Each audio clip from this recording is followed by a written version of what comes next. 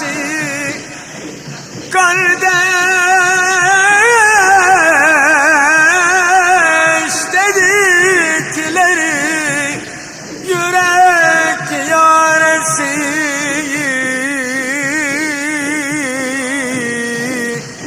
Hemen sabretmektir bunun çaresi.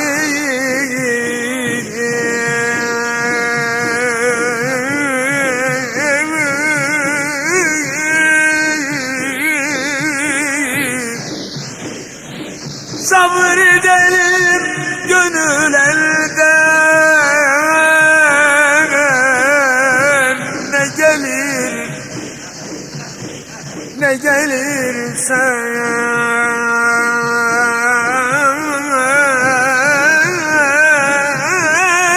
kuluna Allah'tan gelir medet ya Kerim Allah.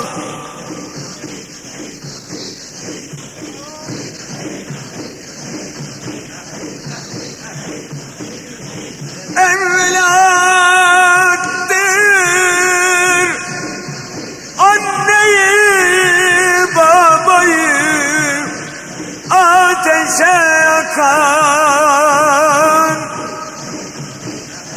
kardeş değil midir yürekte yareler açan?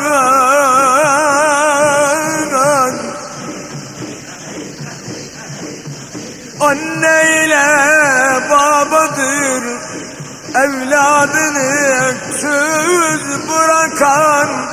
Sabredelim gönül elden, ne gelir ne gelirse kuluna Mevla'dan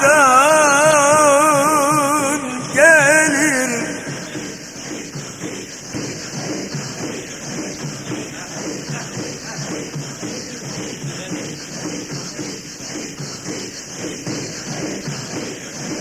Kimisinin annesini alır, yavrusunu meletir. Kimisinin yavrusunu alır, annesini ağlatır. Dertli olan müminleri söyletir.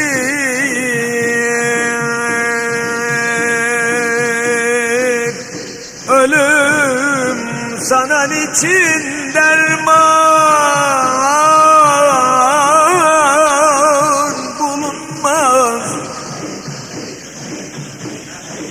Dertli olan müminleri söyletir. Ecel sana niçin derman bulunmaz.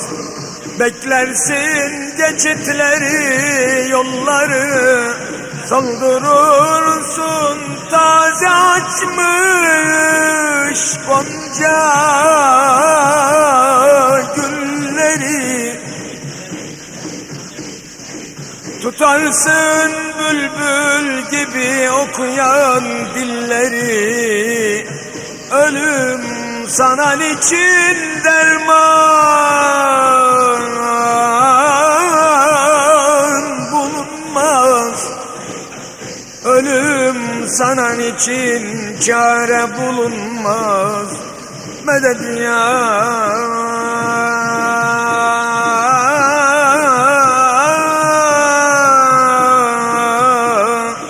tabib el kulub.